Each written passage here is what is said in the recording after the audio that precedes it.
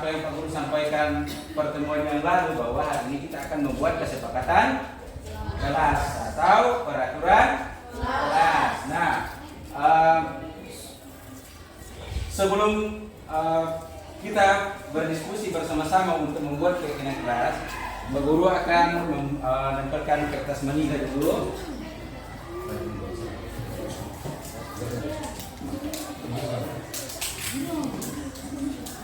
Oke, jadi sebentar Pak Guru akan bagikan kertas ini, kemudian nanti akan kalian tuliskan harapan, impian kalian untuk kita jadikan sebagai aturan atau keyakinan dalam kelas kita. Nah, nanti setelah tulis, tempel di tempat ini ya. Paham? Oke, sekarang Pak Guru bagikan ini.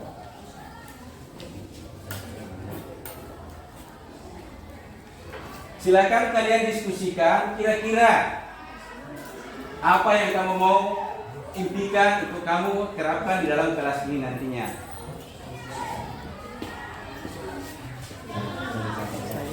Oke?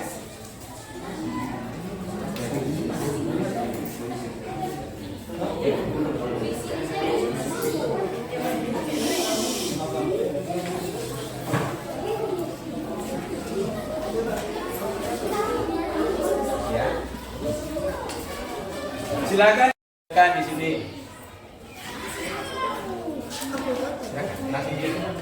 Langsung cepat lagi.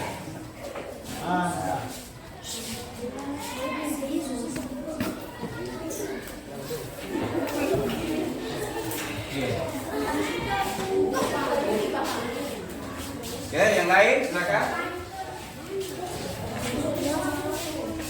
Oke, satu lagi.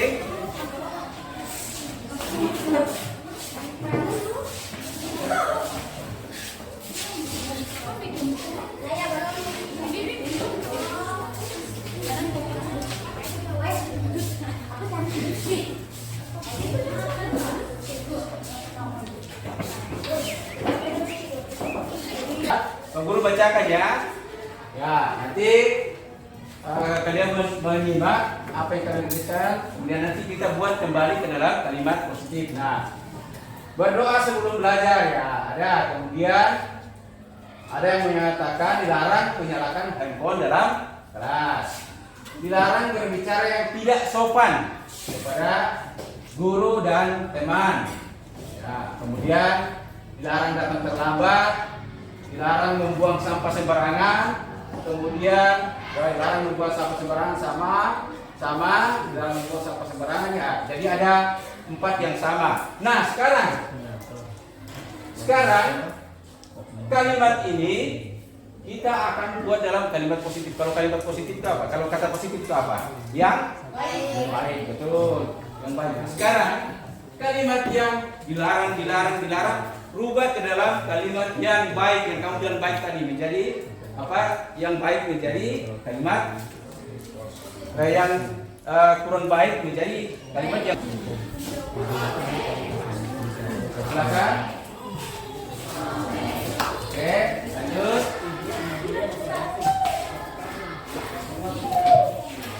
Balik dulu. Ya, oke, terus saya belakang.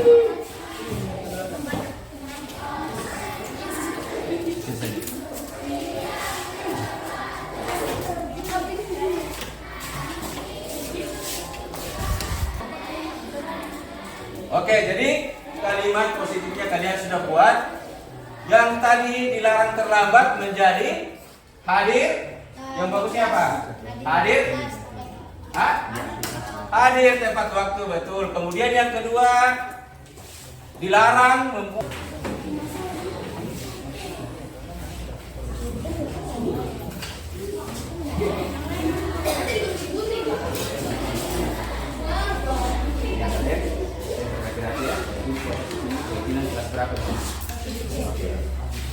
Silakan dibuat, dia dikasih rapi-rapi ya, rapi-rapi ya, jangan ini ya.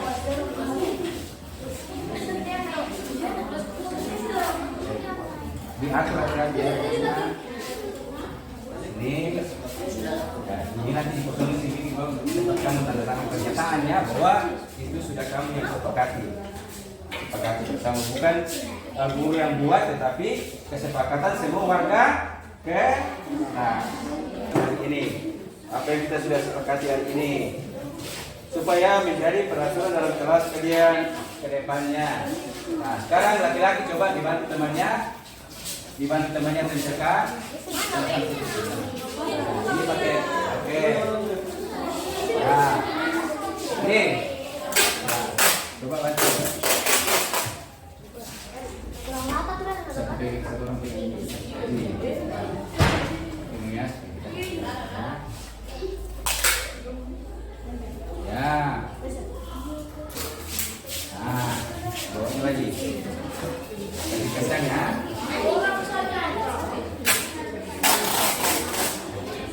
Suatu silas.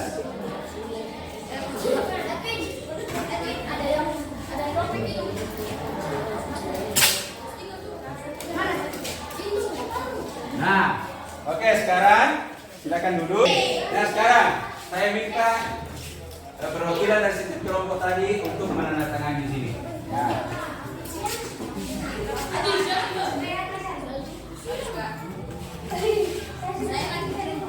Oke, silakan.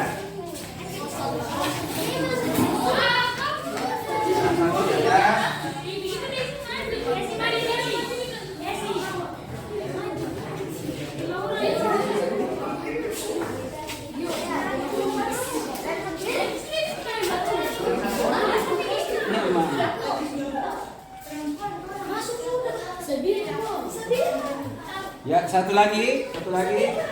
Ya, ayo mari. Bapak Ibu Guru, Assalamualaikum warahmatullahi wabarakatuh. Shalom. Terima kasih saya ucapkan kepada kita semua yang berkenan untuk hadir bersama kami di sini. Ada beberapa hal yang akan kita bahas bersama, yang akan kita pelajari bersama hari ini, Bapak Ibu, sehubungan dengan budaya lingkungan positif di sekolah kita ini. Nah, Bapak Ibu yang saya hormati, di depan kita sudah kelihatan, sudah tertera budaya positif di lingkungan sekolah. Nah, berbicara budaya atau lingkungan positif, dari kata budaya kita bisa memahami bahwa budaya itu sesuatu yang dilakukan secara turun-temurun, ya Bapak Ibu. Kemudian positif, dari kata positif bahwa kita sudah bisa memahami bahwa positif itu adalah segala sesuatu yang baik. Jadi dari kata budaya positif ini kita sudah bisa memahami bahwa segala sesuatu yang baik yang kita laksanakan di lingkungan sekolah. Nah, sebelum kita lebih jauh membahas Bapak Ibu Guru, kita dulu harus paham dulu tentang budaya. Apa itu budaya? Jadi budaya itu berasal dari bahasa Sanskerta, itu budaya yang merupakan bentuk jamak dari kata budi, yang memiliki arti budi atau akal.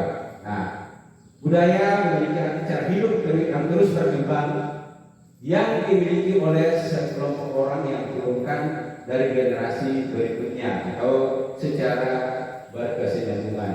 Nah, kemudian budaya positif sekolah itu sendiri adalah nilai-nilai atau keyakinan-keyakinan, kebiasaan-kebiasaan di sekolah yang berpihak pada peserta didik dan berkembang menjadi pribadi yang kritis, penuh hormat dan bertanggung jawab. Nah, Bapak Ibu Guru yang saya hormati, di sini budaya positif ini lebih menitikberatkan pada pendidikan atau pembelajaran di sekolah kita ini yang berpihak kepada peserta didik. Nanti akan kita bahas lebih jauh lagi. Selanjutnya di sini Bapak Ibu, eksplorasi konsep budaya positif. Nah, ada yang pertama itu perubahan paradigma, kemudian yang kedua stimulus respon, kemudian yang ketiga keyakinan kelas, hukuman dan penghargaan, kemudian yang kelima ada proses kontrol. Di sini menitikberatkan pada posisi kontrol guru di sekolah, kemudian arti disiplin dan 3 motivasi perilaku manusia, kemudian yang terakhir adalah segitiga restitusi. Kita lanjut. Ya, tadi perubahan paradigma budaya positif. Nah, dari paparan Dr. William Glasser dalam kontrol teori untuk meluruskan beberapa miskonsepsi tentang kontrol. Nah, yang pertama itu adalah ilusi guru untuk mengontrol murid, dan yang kedua ilusi bahwa semua penguatan positif dan efektif bermanfaat. Kemudian yang kedua ilusi bahwa kritik membuat orang merasa bersalah adalah dapat menguatkan karakter. Kemudian ilusi bahwa orang dewasa memiliki hak untuk memaksa. Nah, nanti kita akan bahas selanjutnya. Saya secara garis besarnya dulu. Yang pertama tadi ilusi guru mengontrol peserta didik. Nah, pada dasarnya kita tidak dapat memaksa peserta didik untuk melakukan sesuatu. Ya, jika peserta didik tersebut memilih untuk melakukannya, walaupun nampaknya kita sedang mengontrol perilaku murid itu, hal ini terjadi karena peserta didik tersebut tidak mengizinkan dirinya untuk dikontrol. Nah, itu kontrol guru yang menjadi unsur dasar yang dipilih peserta didik. Peserta didik tersebut adalah kontrol menyatakan bahwa semua perilaku memiliki tujuan, bahkan perilaku yang tidak disukai. Nah, mungkin kita bisa memberikan contoh ketika kita memegang sesuatu yang berharga, Bapak Ibu, memegang sesuatu yang berharga, kemudian orang lain memaksa untuk memberikan itu kepada dia, sesuatu yang berharga kira-kira itu. Ya, saya bahwa kita akan berusaha mempertahankan sesuatu yang berharga tersebut. Karena kenapa Bapak Ibu? Karena bukan orang lain yang mengontrol kita, tapi kita sendiri yang mengontrol diri sendiri. Nah, sama dengan peserta didik itu sendiri. Peserta didik itu guru tidak bisa mengontrol peserta didik tersebut, tetapi peserta didik sendirilah yang akan mengontrol diri sendiri. Nah, guru hanya bertugas untuk menuntun. Nah, kita lanjut. Nah, ilusi bahwa semua penguatan positif, efektif dan bermanfaat. Nah, penguatan positif adalah bentuk kontrol. Segala usaha untuk mempengaruhi peserta didik untuk mengurangi suatu perilaku tertentu adalah suatu usaha untuk mengontrol peserta didik tersebut dalam jangka tertentu. Kemungkinan peserta didik tersebut akan menyadari dan mencoba menolak tuntutan kita, atau bisa jadi peserta didik tersebut tidak tergantung pada guru untuk berusaha. Oke, next. Lanjut.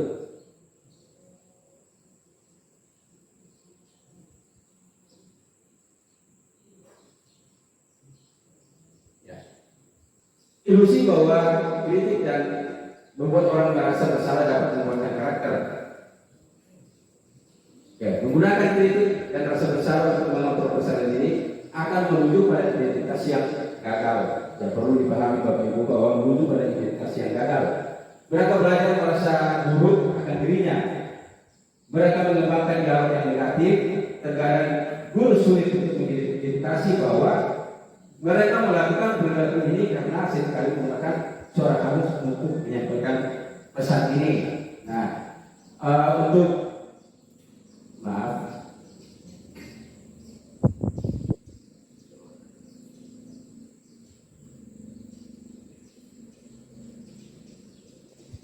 ya, menggunakan kritik rasa bersalah untuk membuat peserta didik. Nah,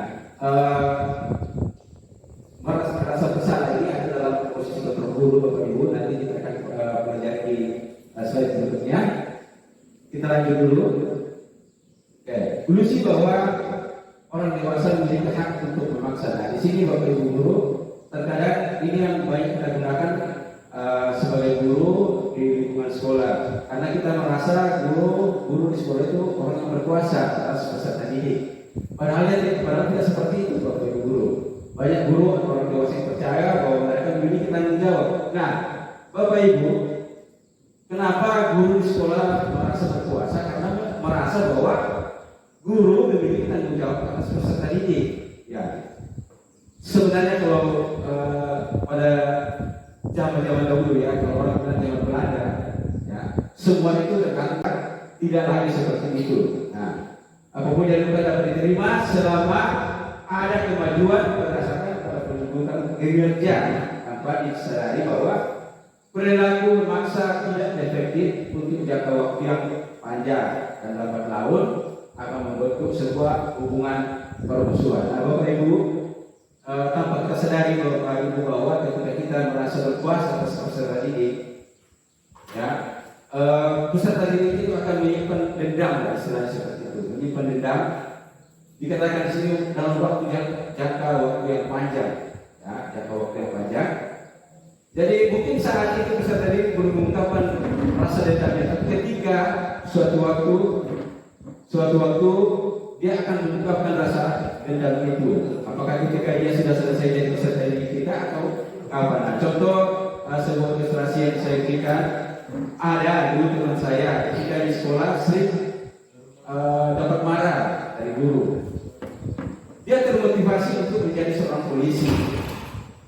Motivasinya bukan untuk karirnya, tapi motivasinya karena dendam.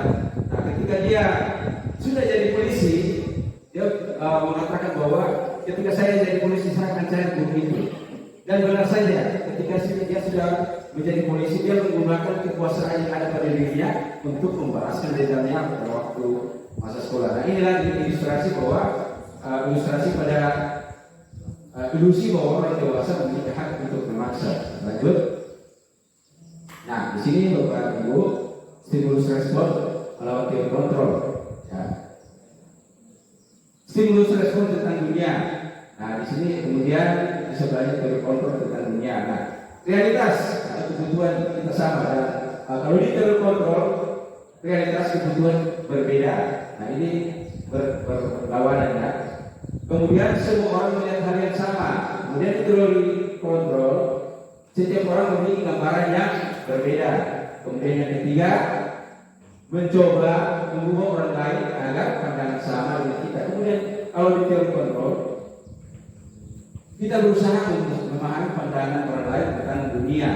Kemudian yang keempat, orang lain bisa mengontrol saya. Kalau di teori kontrol, orang lain tidak bisa mengontrol saya. Nah, kemudian yang kelima, saya bisa mengontrol orang lain di stimulus responnya. Kemudian di teori kontrolnya saya tidak bisa mengontrol orang lain. Ini perbedaan antara stimulus respon kemudian dengan teori kontrol.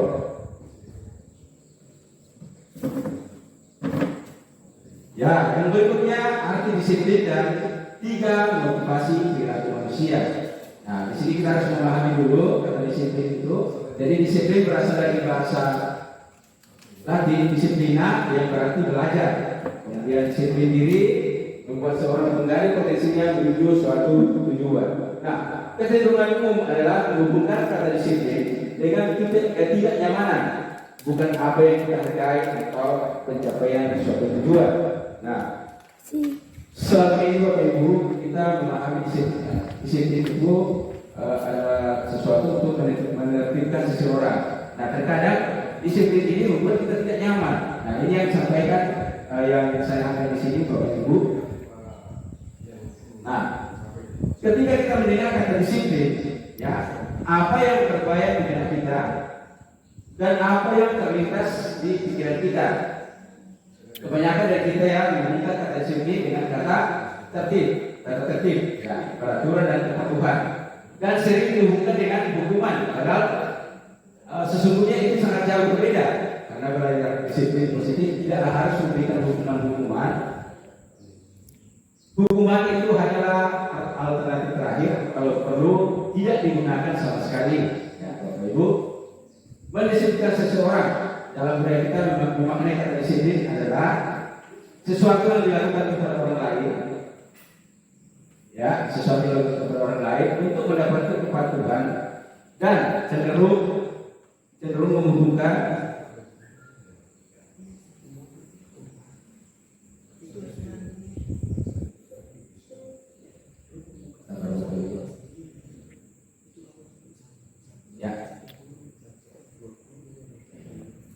cenderung menghubungkan kata disiplin dengan ketidaknyamanan. Jadi yang tadi saya sudah jelaskan bahwa disiplin itu cenderung kita tidak merasa nyaman ketika kita didisiplinkan. Ya, seperti misalkan kita melanggar lalu kita dikurung misalkan, didenda misalkan, nah itu akan menimbulkan ketidaknyamanan. Nah itu.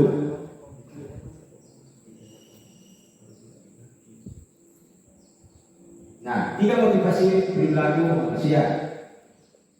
Yang pertama adalah untuk menghindari hukuman atau ketidaknyamanan. Tadi kita sudah bahas. Kemudian yang kedua, untuk mendapatkan penghargaan atau imbalan dari orang lain. Nah, yang kedua, yang pertama kita sudah bahas tadi bahwa untuk menghindari hukuman, ya jadi seseorang itu kadang mendisiplinkan diri karena bukan motivasi dari dalam dirinya sendiri, tapi hanya untuk menghindari hukuman saja.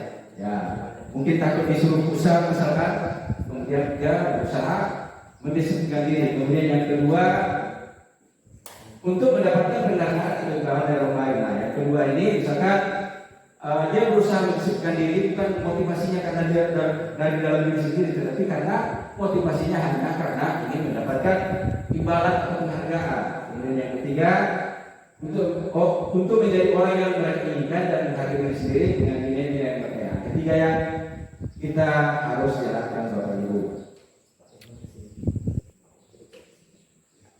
Yang berikutnya untuk menghindari ketidaknyamanan atau hukuman. Nah, ini adalah tingkat terendah dari motivasi perilaku manusia. Biasanya, ya orang akan memotivasi perilakunya untuk menghindari ketidaknyamanan atau hukuman. Akan bertanya, apa yang akan terjadi jika saya tidak melakukannya? Nah, sebenarnya mereka menghindari permasalahan yang mungkin muncul dan pengaruh pada mereka secara fisik, psikologis maupun tidak terpenuhinya kebutuhan mereka bila mereka tidak melakukannya. Nah, yang berikutnya untuk mendapatkan penghargaan atau imbalan. Nah, satu tingkat dari motivasi pertama tadi Bapak Ibu, orang yang ada pada motivasi ini cenderung bertanya bahwa apa yang akan didapatkan apabila saya melakukannya. Ya, mereka akan melakukan tindakan ini dengan harapan seperti yang kita sudah jelaskan, mendapat pujian, kemudian mendapat penghargaan.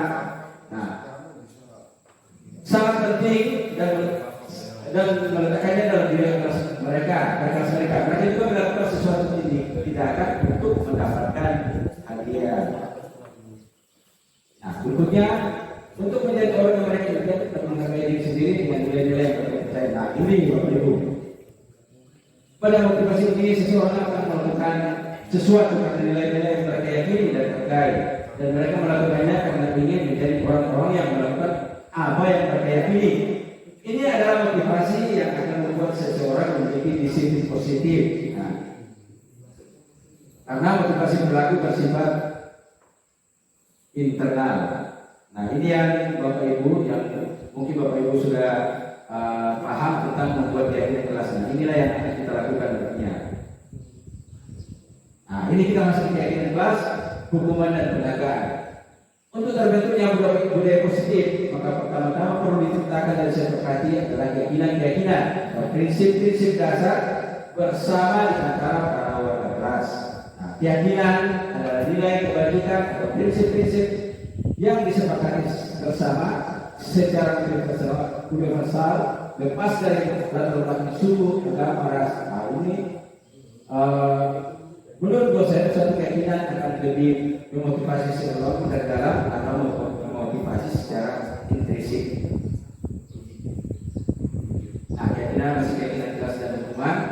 Mengapa keyakinan kelas? Mengapa bukan peraturan saja? Nah, ini kalau kita dulu Bapak Ibu ya belum kenal namanya keyakinan, dulu namanya peraturan kelas. Yang kedua, kenapa adanya keyakinan kelas? Penting terbentuknya budaya positif. Nah, kemudian yang ketiga, bagaimana mewujudkan keyakinan kelas agar efektif. Nah, sebentar kita akan bahas Ibu. Nah, suatu keyakinan akan lebih memotivasi seseorang dari dalam atau memotivasi secara intrinsik. Seseorang akan lebih tergerak dan bersemangat menjalankan keyakinannya daripada hanya mengikuti serangkaian peraturan. Nah, ini perbedaan antara peraturan dan keyakinan. Nah, kalau hukuman, di sini hukuman bersifat tidak terencana atau hukuman itu secara tiba-tiba saja. Nah, hukuman itu bersifat sementara dan guru yang memberikan hukuman dan peserta didik hanya menerima. Nah, Bapak Ibu pahami, suatu hukuman tanpa didiskusi, tanpa benar dari guru baik sebelum maupun sesudahnya. Di sini kalau hukuman Bapak Ibu jadi bersifat sementara, maksudnya di sini bahwa yang menentukan hukuman itu hanyalah guru. Berbeda dengan keyakinan itu disepakati oleh semua warga kelas. Nah, hukuman yang kita bisa berupa hukuman fisik, ya yang paling sering kita lakukan Bapak Ibu, maupun hukuman bersifat verbal. Peserta didik merasa tersakiti oleh suatu perbuatan atau dengan kata-kata. Nah, itu hukuman fisik dan hukuman verbal. Nah, Al-Fiqh mengungkapkan bahwa baik pernyataan maupun hukuman adalah cara mengontrol perilaku peserta didik yang akan menghancurkan potensi untuk pembelajaran yang sesungguhnya. Nah, Nurkon belajar adalah pelajaran yang sesungguhnya yang ideal. Nah, kita perpanjang dan KPT-nya ada di sini. Ya, penghargaan berlaku untuk mendapatkan seseorang melakukan sesuatu dalam jangka pendek. Jika kita menggunakan penghargaan, maka orang tersebut akan tergantung dengan penghargaan yang kita berikan, sehingga kehilangan motivasi intrinsiknya atau motivasi dari dalam. Nah, tadi kita sudah bahas Bapak Ibu karena masalah penghargaan. Jadi ketika seseorang melakukan hanya karena termotivasi penghargaan, bukan karena termotivasi dari dirinya sendiri untuk maju, untuk lebih berkembang, tetapi hanya karena penghargaan. Nah, ini penghargaan tidak efektif. Suatu penghargaan adalah suatu benda atau peristiwa yang diinginkan, yang dibuat dengan persyaratan hanya jika melakukan ini akan mendapatkan penghargaan yang diinginkan. Namun apabila penghargaan itu tidak didapatkan, maka akan timbul rasa kecewa. Nah, ini Bapak Ibu dampak dari penghargaan. Nah, ketika dia tidak mendapatkan penghargaan lagi, maka dia akan timbul rasa kecewa. Kemudian penghargaan tentunya penghargaan merusak hubungan. Ya. Penghargaan merusak hubungan. Nah, ketika seorang diberi penghargaan dan dipuji di depan orang banyak, maka akan menimbulkan iri hati orang lain. Nah, di sini Bapak Ibu guru, penghargaan menciptakan persaingan dalam kelas, dan persaingan akan menciptakan kecemasan bagi mereka yang merasa bahwa tidak akan mendapatkan penghargaan, akan berhenti untuk berusaha. Itu motivasi penghargaan merusak hubungan. Nah, ketika satu siswa mendapat penghargaan kemudian dipuji depan teman-temannya, otomatis bahwa teman-teman yang lain akan merasa iri. Nah, kemudian akan menciptakan persaingan dalam kelas, Bapak Ibu. Nah, menciptakan persaingan, sementara yang tidak bisa bersaing dengan teman-temannya akan menimbulkan kecemasan kepada siswa tersebut. Nah, penghargaan mengurangi kecepatan. Peserta didik diminta mengingat kata-kata tertentu, kemudian diminta mengambil kartu yang diberi kata-kata yang diingat tersebut. Nah, setiap kali muncul peserta didik yang menjawab benar akan diberikan hadiah. Sementara siswa yang salah tidak akan diberi hadiah. Nah, ini tidak tepat Bapak Ibu, karena ada yang menerima hadiah dan ada yang tidak menerima hadiah. Jadi motivasinya kembali yang tadi bahwa dia hanya termotivasi karena hadiah.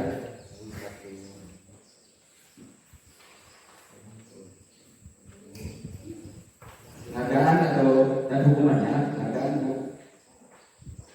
penghargaan mencoba mengendalikan perilaku seseorang. Nah, pada dasarnya itu manusia tidak suka dikendalikan. Ketika peserta didik, Bapak Ibu ya, peserta didik itu pada dasarnya mereka tidak suka dikendalikan. Mereka patuh karena hanya karena aturan yang ada. Nah, pembentukan keyakinan kelas. Nah, di sini keyakinan kelas bersifat abstrak dari pada peraturan yang lebih rinci dan konkret. Dan keyakinan kelas merupakan pernyataan-pernyataan yang universal. Kemudian pernyataan keyakinan kelas senantiasa dibuat dalam kalimat yang positif. Keyakinan kelas hendaknya jangan terlalu banyak, ya, sehingga mudah diingat dan dipahami oleh kelas. Kemudian keyakinan kelas sebaiknya diterapkan di lingkungan tersebut, ya, maksudnya di sini di lingkungan kelas atau lingkungan sekolah. Semua warga kelas hendaknya berkontribusi. Nah, di sini Bapak Ibu, kalau dulu peraturan dibuat mungkin oleh guru saja, tapi di sini kalau keyakinan kelas disepakati bersama oleh semua warga kelas. Kemudian yang berikutnya bersedia meninjau kembali keyakinan kelas dalam waktu-waktu tertentu. Nah, bersedia meninjau ini maksudnya di sini Bapak Ibu disesuaikan dengan kondisi keadaannya. Mungkin saya berubah. Kemudian mungkin keyakinan kelas yang kita sudah buat, mungkin saya sudah tidak cocok dengan keadaan saat itu, jadi bisa ditinjau kembali atau bisa diubah kembali.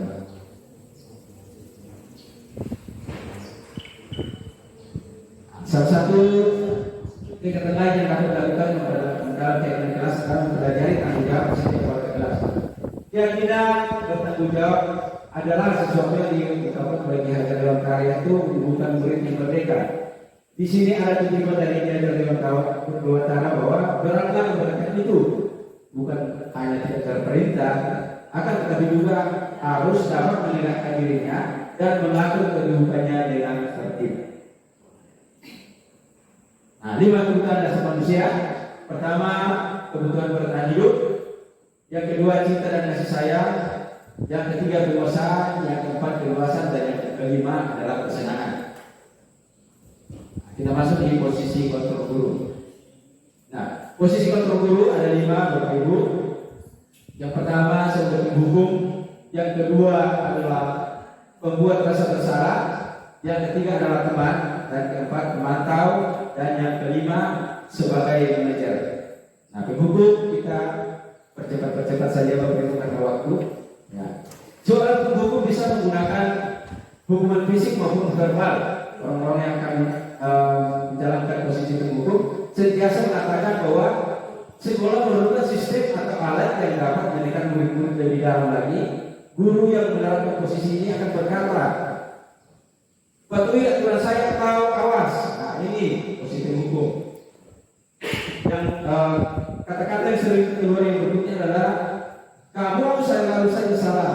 Kemudian yang berikutnya selalu dan selalu terlambat. Nah, saya kira Bapak Ibu sering mengucapkan kata-kata ini ketika siswa kita ada yang menghadapi seperti ini. Ini ada pada posisi penghukum. Kemudian yang kedua posisi pembuat rasa bersalah. Nah, pada posisi ini, Bapak Ibu, seorang guru akan bersuara lembut, ya, membuat rasa bersalah akan memanfaatkan keheningan yang membuat orang lain merasa bersalah, tidak nyaman dan rendah diri. Contoh kata-kata yang mungkin yang keluar pada guru yang ada pada posisi ini, ya, misalkan ibu sangat kecewa sekali dengan kamu. Nah, berapa kali Bapak harus memberi ke kamu, ya?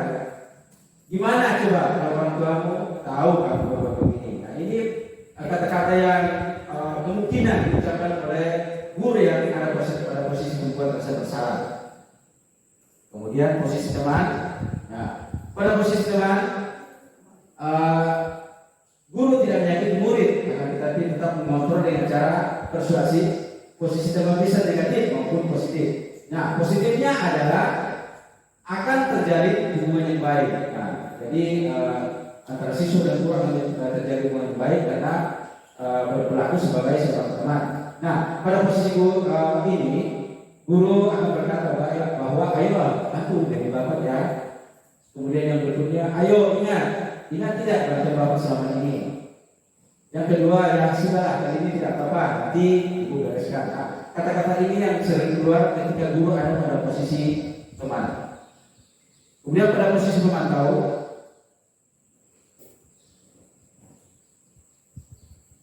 ya. Pada posisi pemantau Bapak Ibu, bertanggung jawab.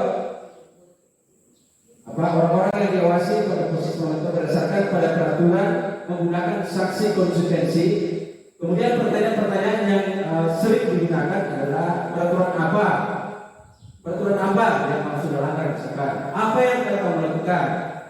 Sanksi dan konsekuensi apa yang harus kamu terima? Nah, ini kata-kata saya keluar ketika kita berposisi pada posisi pemantau. Nah, posisi ini sangat mengindahkan perhitungan data yang dapat digunakan sebagai bukti perilaku murid. Posisi ini menggunakan terkadang menggunakan SIP atau catatan seperti daftar cek. Ya. Nah ini Bapak Ibu posisi manajer.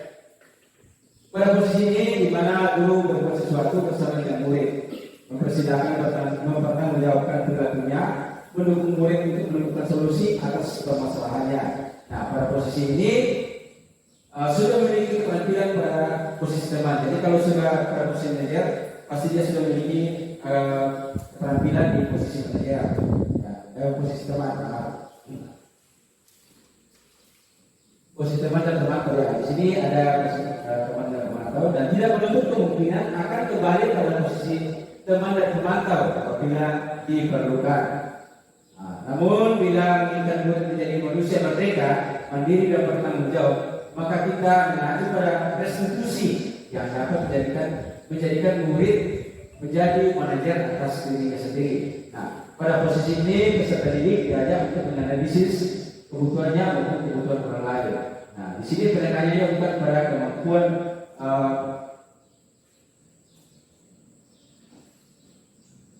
membuat konsekuensi, akan tetapi berkolaborasi dengan murid bagaimana memperbaiki kesalahannya. Jadi Bapak Ibu diusahakan sebagai guru kita ada pada posisi manajer.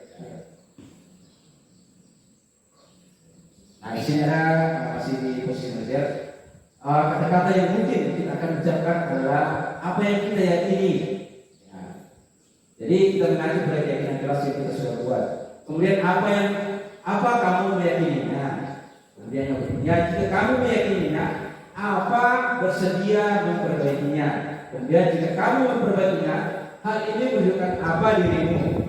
Kemudian yang berikutnya, apa rencana kamu untuk memperbuat ini? Nah, posisi manajer setelah berbagi murid, akan tetapi mendidik murid untuk mengatur dirinya sendiri. Nah, kita masuk di segitiga restitusi, Bapak Ibu. Ya, jadi segitiga restitusi ini adalah proses menciptakan kondisi bagi murid untuk memperbaiki kesalahan mereka sehingga mereka bisa kembali ke tempat mereka dengan karakter yang lebih kuat. Itu adalah pendapat dari dosen. Nah, restitusi juga dapat diartikan sebagai sebuah proses kolaboratif yang membedakan murid untuk mencari solusi atas permasalahannya dan membantu murid untuk berpikir orang seperti apa yang mereka inginkan dan bagaimana mereka memperlakukan orang lain. Itu jadi masih dari pendapat dosen. Kemudian restitusi membantu murid lebih memiliki tujuan disiplin positif dan memulihkan dirinya setelah berbuat salah. Penekanannya bukanlah pada bahwa bagaimana berperilaku untuk menyerahkan orang lain, namun tujuannya adalah menjadi orang yang menghargai nilai-nilai kebajikan. Nah, ciri-ciri restitusi Bapak Ibu di sini. Yang pertama, restitusi bukanlah untuk menebus kesalahan, tapi untuk belajar dari kesalahan. Nah, jadi di sini yang terkadang kita salah Bapak Ibu. Terkadang kita beranggapan bahwa siswa harus menebus kesalahannya dengan memberikan mungkin tugas-tugas. Tetapi harusnya bahwa dia harus belajar dari kesalahan itu. Nah, kemudian yang kedua, restitusi memperbaiki hubungan. Nah, tadi kita sudah bahas. Kemudian restitusi adalah tawaran, bukan paksaan. Kemudian yang keempat, restitusi untuk melihat ke dalam, bukan melihat ke diri sendiri. Kemudian restitusi mencari kebutuhan dasar yang mendasari tindakan. Kemudian yang keenam, restitusi diri adalah cara yang paling baik. Kemudian yang ketujuh, restitusi adalah fokus pada karakter, bukan pada tindakan. Kemudian yang kedelapan, restitusi itu menguatkan. Kemudian yang ke-9, restitusi fokus pada solusi. Ya, jadi solusi ya, mencari jalan keluarnya. Kemudian 10, restitusi mengembalikan yang berbuat salah pada kelompoknya. Oke, Bapak Ibu, demikian saja yang dapat saya katakan Bapak Ibu. Semoga apa yang kita pelajari bersama pada saat ini Bapak Ibu dapat kita terapkan kepada peserta didik kita di sekolah ini. Sekali lagi saya ucapkan terima kasih kepada Bapak Ibu guru yang sudah meluangkan waktunya untuk hadir mengikuti kegiatan ini. Terima kasih. Assalamualaikum warahmatullahi wabarakatuh. Shalom, salam sejahtera buat kita semua. Terima kasih.